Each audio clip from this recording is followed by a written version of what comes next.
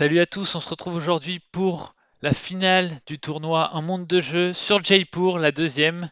La première, on avait gagné, c'est une vidéo que j'ai mise sur YouTube, c'était le tableau secondaire. Ici, on se retrouve sur le tableau principal et on est contre Barca Rocket. Ici, contrairement à ce qu'on pourrait croire, il y a déjà eu un tour, vu que c'est en tour par tour, j'ai pas pu prendre la partie dès le début. Mon adversaire a choisi de donner deux chameaux pour prendre un or et un cuir. Clairement, je pense que c'est une erreur parce que laisser 5 chameaux en début de partie, c'est beaucoup trop fort. Et en plus, il n'a pas récupéré deux ressources rares, il n'a récupéré que un or et un cuir. À sa place, j'aurais pris seulement un d'or. Parce que peu importe ce qu'il a, même s'il avait trois autres cuirs dans sa main, je pense qu'il fallait mieux prendre qu'un or. Donc ici, on va prendre les 5 chameaux. Il récupère une ressource rare qui est le diamant ici. Donc à mon avis, il va juste prendre le diamant. Et nous, on va aller prendre le tissu au prochain tour, sauf s'il y a une ressource rare qui apparaît. Ok, dans ce cas-là, je vais tout de suite prendre les deux tissus et un cuir, non, et un épice. L'idée, c'est que j'essaie tout de suite de rentabiliser mes chameaux, et au prochain tour, je vais vendre tout de suite trois tissus pour essayer de récupérer les gros points de tissu.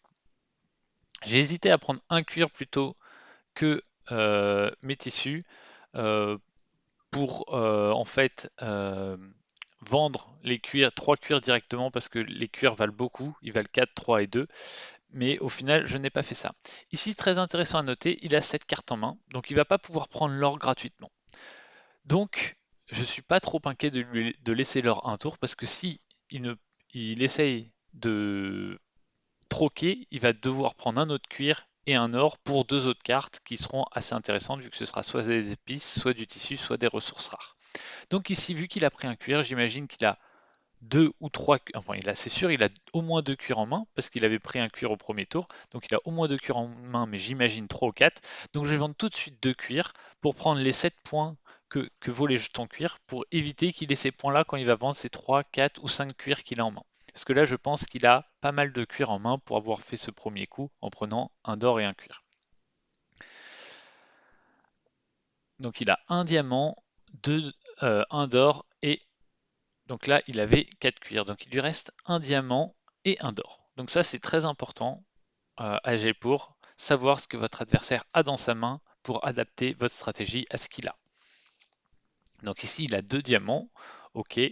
Nous, on va, euh, vu, on va prendre les chameaux. Alors pourquoi je prends les chameaux? Parce que je sais qu'il a trois cartes qu'il ne voudra jamais troquer. Donc au final, il ne pourra troquer qu'une fois. Donc s'il y a plusieurs ressources rares qui apparaissent, ça va également m'intéresser. Donc je vais prendre les chameaux en me disant, ben voilà, là par exemple, il va pas pouvoir prendre les deux d'or, ou sinon il va devoir jeter un diamant, ce qui n'est jamais intéressant de jeter un diamant en début j'allais dire en début de partie, mais même peu importe le moment de la partie, sauf peut-être quand il reste qu'un diamant. Et donc, il va sûrement prendre un d'or, mais le fait d'avoir pris les trois chameaux, ça m'a donné trois ressources pour un troc plus tard. Et en plus, il y a deux ressources rares qui sont apparues, mais il n'en a pu en prendre qu'une. Et donc moi, je vais prendre l'autre or. Et là, j'imagine qu'il va vendre ces deux ors. Voilà. Donc nous, on va garder nos deux ors en espérant récupérer un troisième pour pouvoir les vendre tout de suite. Ici, pas de chance. Il y a un argent qui est récupéré, qui a été sorti quand j'ai récupéré mon or, mais j'ai cette carte en main. Donc, je ne peux pas le récupérer à moins de faire du troc. Mais qu'est-ce que j'aurais envie de troquer? Mes tissus, j'ai pas forcément envie de les troquer tout de suite. Et après, j'ai que des ressources rares. Donc, je vais plutôt vendre du tissu pour marquer les gros points des tissus. Là, il va prendre un argent et au prochain tour, je vais troquer deux chameaux contre, voire même deux chameaux contre deux ressources. Et l'idée, c'est que j'essaye de prendre des épices. Voilà, donc là, il a vendu ses diamants. Et donc, normalement, je suis censé savoir qu'il a un argent et une autre carte.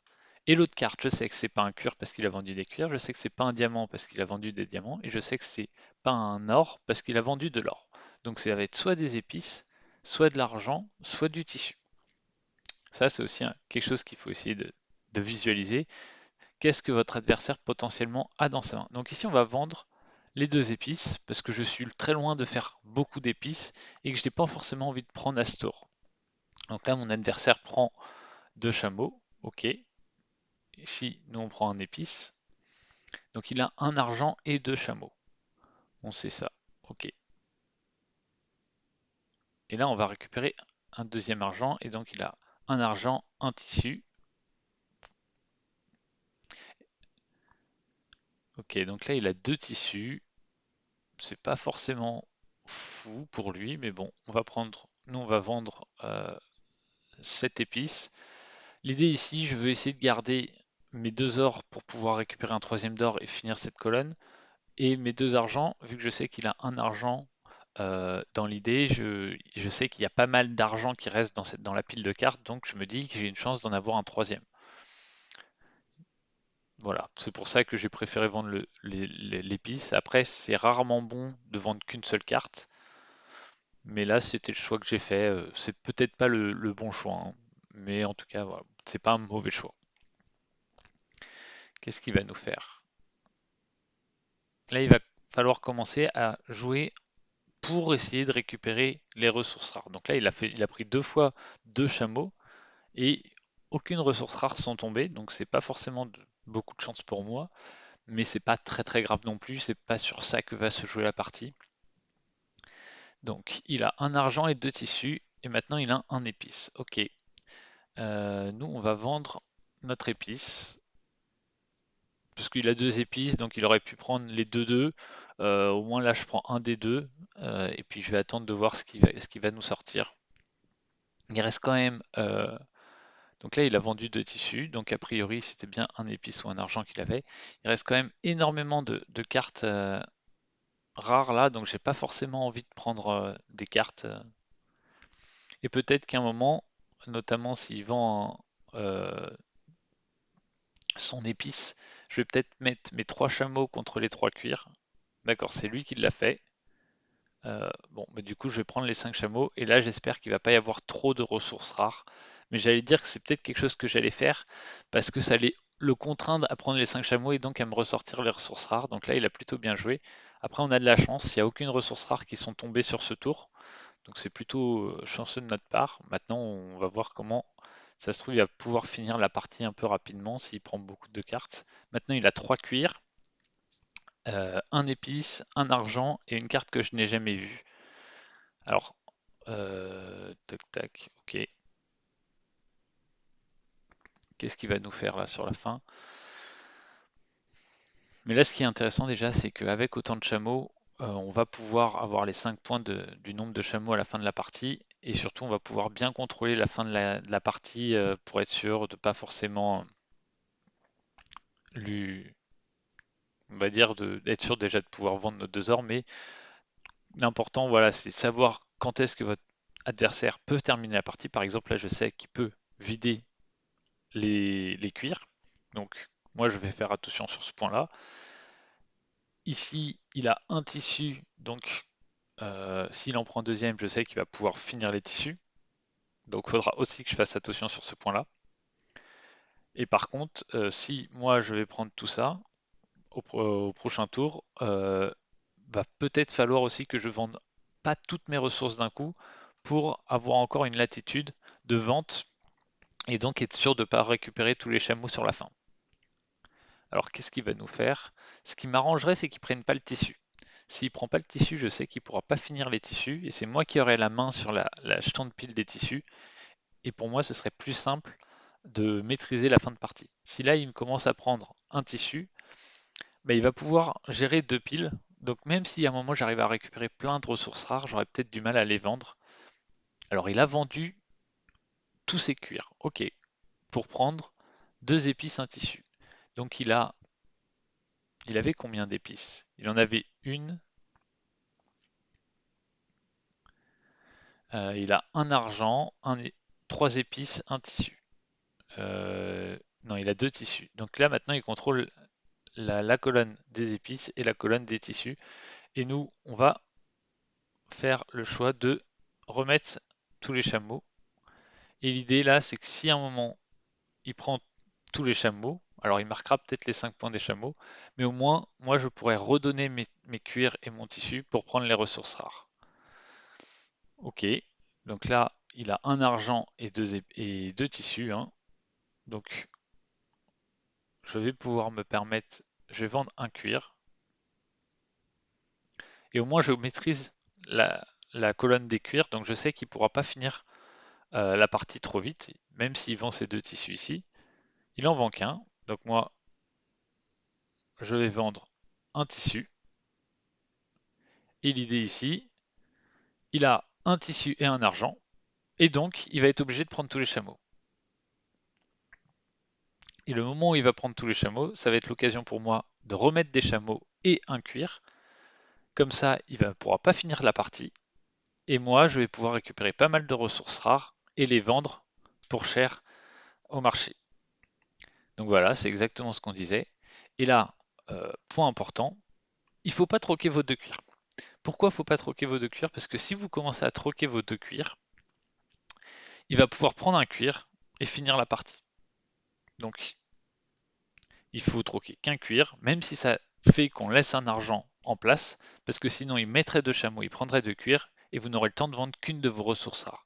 Alors qu'en faisant ça, je vais récupérer 3 diamants, 3 or. Non, ça me sert à rien de prendre l'or. Pourquoi? Parce que si je vends 3 or, je finis la partie. Donc il ne faut pas que je vende 3 or. Il faut que je vende mes 3 diamants et les 2 d'or que j'ai déjà. Et donc ici, l'idée, c'est je vais prendre l'argent pour pas qu'il ait deux argents pour pas gagner 10.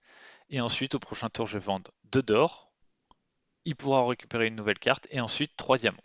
Donc vous voyez, c'est important cette fin de partie de bien gérer quelle pile on prend et de savoir quelle carte a notre adversaire. Parce que là, bon, forcément, si je mettais les deux cuirs, il allait les prendre et j'aurais le temps de faire qu'une seule vente.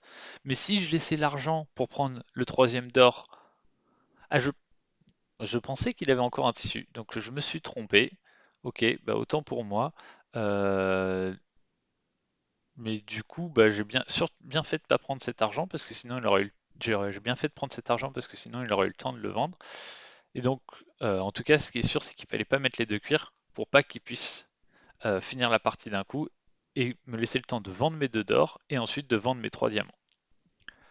Et donc, on va finir à 54 et 15, 69, sûrement 70 et quelques.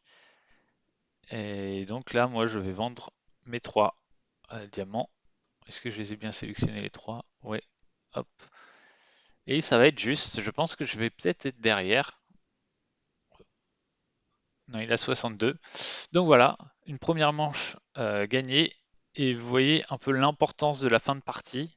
Si j'avais joué trop vite et que j'avais pris mes 3 d'or et mes 3 diamants, j'aurais laissé deux cuirs. Il aurait pu les prendre et j'aurais pas eu le temps de vendre pour 10 mes ors. Et donc ça m'aurait peut-être fait perdre la partie. Donc vous voyez, très important de bien gérer cette fin de partie. Alors, c'est mon adversaire qui commence. Il a 5 cartes en main, il y a 2 argents en place. Est-ce qu'il va troquer? Je suis pas vraiment fan de faire ce troc. Personnellement, j'aurais pris qu'un argent. Pourquoi? Parce que l'argent, il vaut 5 tout le long de la partie. Pour l'instant, l'épice, il vaut 5. Donc voilà. Et maintenant, je sais qu'il a pas mal de ressources rares. S'il a mis un épice, il doit peut-être avoir un tissu, mais au moins, ça va me permettre de tranquillement prendre les 3 chameaux et de savoir que lui, s'il y a 2 diamants, 2 or ou de l'argent qui sort, s'il y en a plusieurs, il aura à nouveau du mal à faire un troc. Donc là, il n'y a pas de choses rares qui sont sorties. Bon, c'est pas forcément de chance pour moi, mais c'est pas très très grave. Donc là, voyons ce qu'il il va sûrement reprendre son épice. Et par contre, moi, du coup, je vais vite pouvoir faire 5 cuirs. A priori, il a plus de cuir vu qu'il a échangé qu'il a troqué un épice. Je pense qu'il a plus de cuir. Euh, Là, dans l'idée, je vais faire comme ça. Pourquoi je veux pas prendre tout de suite les 5 cuirs? Je veux lui faire croire que je vais pas vendre les cuirs tout de suite. Euh, et donc je prends quand même le tissu parce que j'ai pas envie qu'il prenne ces 4 chameaux. Et là, moi, je vais reprendre ces 4 chameaux. Alors, il a 2 d'or. Ok, mais ça, c'est pas très très grave. Il va prendre un or, hein. Nous, on va peut-être. Alors, ok, parfait. Il a pris 2 d'or, mais du coup, il a défaussé euh, tout le reste. Il faut pas trop faire de troc à Jaipur. Parce qu'à chaque fois que vous faites un troc, vous perdez une carte marchandise. Donc, quand vous faites du troc, c'est parce que vous avez pris beaucoup de chameaux au coup d'avant. Sinon, c'est un peu une perte de ressources. Donc là, je suis très content qu'il ait troqué deux épices contre. contre 2 ors. Par exemple, il aurait pris un or. Vu que j'avais cette carte en main, j'aurais pas pu le prendre. J'aurais dû vendre mes 4 cuirs. Et il aurait repris un or ici. Et donc au final, il aurait eu une épice de plus. C'est typiquement le cas, surtout quand votre adversaire a cette carte en main et qu'il y a 2 ressources rares, bah, vous savez qu'il va pas pouvoir prendre qu'une seule carte. Donc ne faites pas trop de troc, prenez juste la ressource rare et soit il est obligé de faire un troc, mais du coup bah, ça m'aurait enlevé le bonus de vente par 4 pour le cuir, soit vous laissez faire et vous allez bien voir, vous allez potentiellement là, moi j'aurais quand même vendu mes cuirs et il aurait quand même eu les 2 ors. Donc là il a juste perdu une épice en faisant ce troc. Et là moi par contre je troque parce que je redonne 3 chameaux. Parce qu'au au coup d'après, je sais pas ce qu'il va faire, il va sûrement prendre les chameaux. S'il les prend, ben moi ça peut me faire ressortir pas mal de ressources rares. Et s'il les prend pas, moi je reprends les chameaux. Je sais qu'il a 2 d'or ici, donc c'est pas un problème pour moi. Donc il va peut-être récupérer encore un or, hein. Voilà, ça c'est des choses qui arrivent. Mais au final, j'ai tellement de chameaux que je vais réussir à maîtriser plus ou moins la fin de partie. Ici, on va troquer du coup, pour le coup. Euh, je vais troquer en mettant un chameau. Et donc je vais être avec cette carte, mais je ne veux pas lui laisser non plus un quatrième or, ce serait un peu dommage. Voilà, donc il l'a vendu, donc au moins maintenant je sais qu'il a plus d'or en main. Je sais plus trop ce qu'il a, hein, je vous avoue, j'ai pas forcément fait attention en essayant de vous expliquer un peu tous les principes que je voulais mettre en place. Mais dans l'idée ici, je vais vendre mes diamants pour me faire de la place pour pouvoir remettre encore beaucoup de chameaux dans le marché. Donc on va vendre tous les diamants. Alors, je remettrai des chameaux s'il y a des choses qui m'intéressent. S'il n'y a rien qui m'intéresse, ici, je vais prendre le diamant. Voilà, les tissus, il n'y en a pas énormément, donc c'est pas ce qui m'intéresse le plus. Donc pour l'instant, je lui laisse prendre des tissus, il n'y a pas de souci là-dessus. Ok, ici on va prendre un tissu du coup. Et là, il va falloir voir combien il y a d'argent. Donc moi j'ai un argent, est-ce qu'il lui il en a un? Donc là il a deux tissus, un épice. Nous on va prendre l'épice.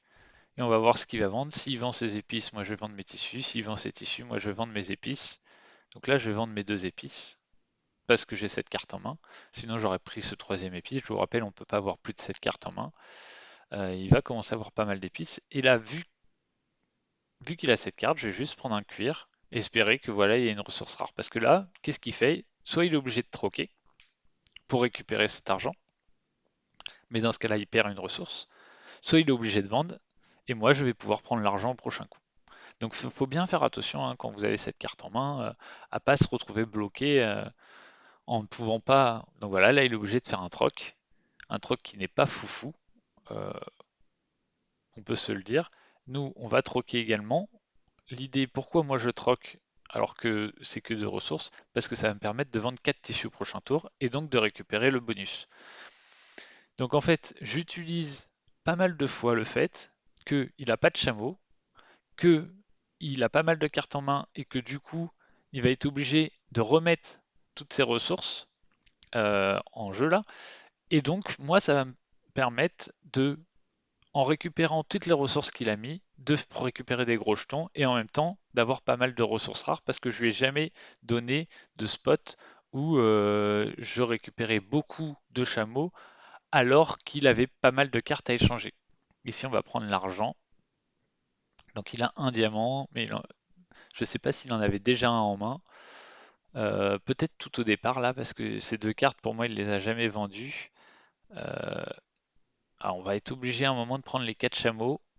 La question, ça, c'est pas forcément cool.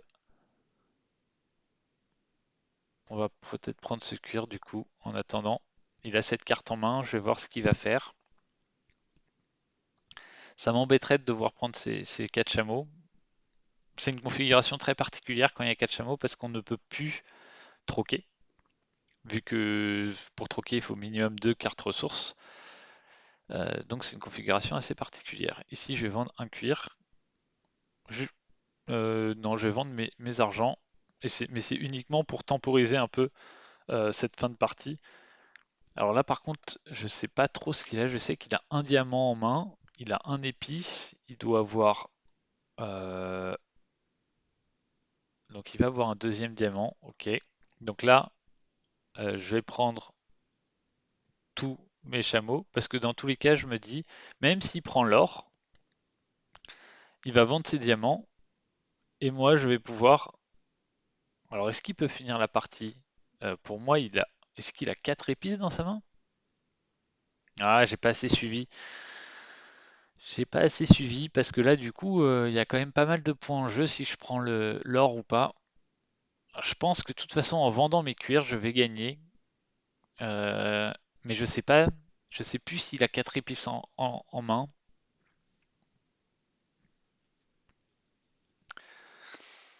Bon, on va appliquer la stratégie. En vendant le cuir, je vais passer à 68, je vais être à 73, et je pense que ça devrait suffire. Mais peut-être que s'il n'a pas 4 épices en main, c'est très mal joué, parce que du coup, j'aurais pu prendre l'or, qui me rapporterait 10. Mais bon, il en a forcément 3, donc lui, les épices, ça vaut 7, plus le jeton bonus, en moyenne, c'est 2, ça fait 8. Ça fait 5, plus 2, ça fait 7, excusez-moi. Donc, entre prendre le risque de mettre 10 points, mais lui il en met 7, ça fait une différence de 3, ou vendre nos deux cures maintenant et marquer 2 points, la différence est que de 1, mais au moins je suis sûr qu'il ne peut pas finir la partie. Donc vous voyez, des fois là par exemple, j'ai plus en tête le truc, mais je sais quand même qu'il a beaucoup d'épices, et donc je sais qu'il marquera à minima 5 plus le jeton épices. Donc le différentiel me fait dire ne prends pas de risque et vends tes deux cuirs. Donc c'est parfois des raisonnements qu'il faut que vous ayez, c'est euh, où ça en est dans la partie. Et si, je vous rappelle, le point le plus important à ce jeu, c'est de maîtriser le nombre de cartes qu'a votre adversaire de chaque type. Mais si vous en souvenez plus, bah essayez de relativiser, comme je viens de le faire, en disant est-ce que si je vends le cuir, je finis à 73? Normalement, 73, on gagne. Surtout vu le nombre de cartes or et épices qui restent. Donc ouais, ça doit le faire. Voilà. Et là, je peux lui demander est-ce qu'il avait bien 4 épices à la fin? Voilà, c'est ce qu'il vient de dire. Et donc, le fait, alors, vous le voyez pas, hein, mais il vient de dire qu'il avait 4 épices en main, et donc c'est ce petit point-là où j'ai bien fait de prendre ce cuir, notamment pour gérer la fin de partie, qui m'a fait gagner clairement sur cette partie. Beaucoup seraient allés prendre l'or pour marquer les 10 points des ors, mais vraiment, AG pour, l'important c'est de maîtriser la fin de partie. Voilà, j'espère que cette vidéo vous a plu. J'étais assez concis et en même temps assez précis dans mes stratégies. Si vous avez des commentaires, des analyses, si vous voulez que je refasse des vidéos sur ce jeu, n'hésitez pas à me dire. Et puis on se retrouve pour une prochaine vidéo. Allez, salut!